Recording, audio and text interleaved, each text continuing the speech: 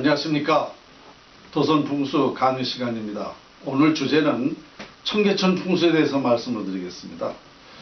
저는 우리 대한민국의 운명은 청계천이 결정한다라고 결론을 내렸습니다. 왜 대한민국 운명이 청계천이 좌우하는가? 그렇습니다. 우리나라는 예로부터 서울이 중심이죠. 그러니까 서울에서 살되면 우리 대한민국이 발전하는 것이고, 서울에서 안 되면 대한민국은 아주 속된 말로 망하게 되는 것이죠. 그런데 왜 청계천하고 대한민국 운명과 관련이 있는가?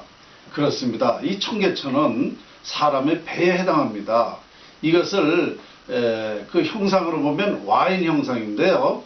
우선 이 사람의 머리는, 이 형상으로 보면 머리는 일왕산이 되고, 또 왼쪽 팔, 이 좌측령은 청와대 뒤에 북악산이 됩니다. 그리고 오른팔은 이 남산, 이게 우에코가 됩니다.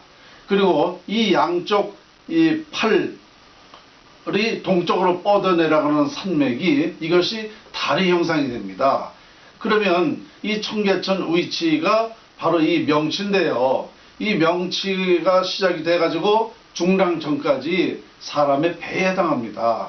그러니까 와인 형상인데, 이 청계천을 갈라놓게 되면 와인 개복 형상이 되는 거죠. 덮었을 때는 와인 복개 형상이 되는 거고, 그러면 이 풍수라는 것은 이 형상을 말하는 것인데요. 이 사람의 배를 갈라놓으면 사람이 죽지 않습니까? 그거하고 똑같은 거죠. 그러니까 대한민국은 서울이 중심인데, 이 중심부에 배를 갈라놨기 때문에 나라가 잘 될 수가 없는 것입니다. 그러면 제가 역사적으로 한번 보겠습니다. 우리나라가 이 청계천이 갈라져 있을 때는 나라가 절대 발전할 수가 없었습니다. 그러니까 1950년대 말까지만 해도 우리나라는 국민소득 67달러 했었죠. 세계에서 가장 벗어난 나라였습니다. 그리고 58년도부터 61년까지 청계천을 덮고 우리나라는 경제성장을 하게 된 거죠. 60년대 초에부터 이 경제성장을 하기 시작을 해서 불과 40년 만에 국민소득 2만 달러가 된 거 아닙니까? 그런데 우리가 역사적으로 다시 한번 보겠습니다. 이 청계천이 갈라져 있을 때는 절대 나라가 발전하지 못했다는 거.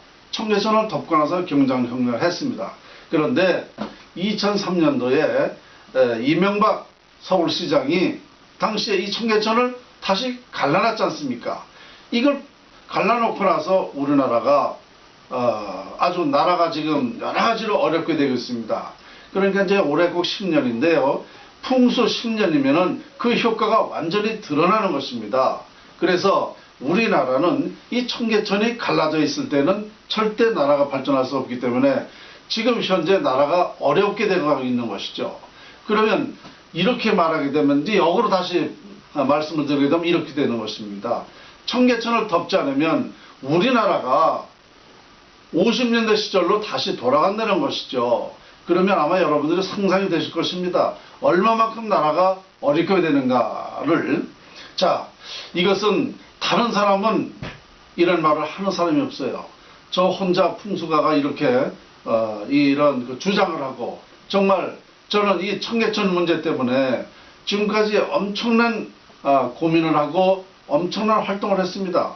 이 문제가 분명하기 때문에 그렇습니다. 아는 사람이 말하는 거 아닙니까? 모르는 사람은 말을 할 수가 없습니다.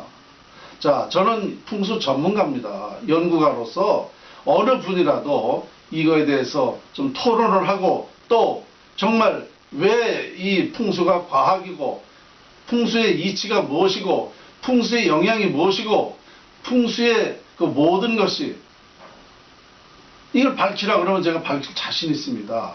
여러분, 저 다시 한번 호소합니다.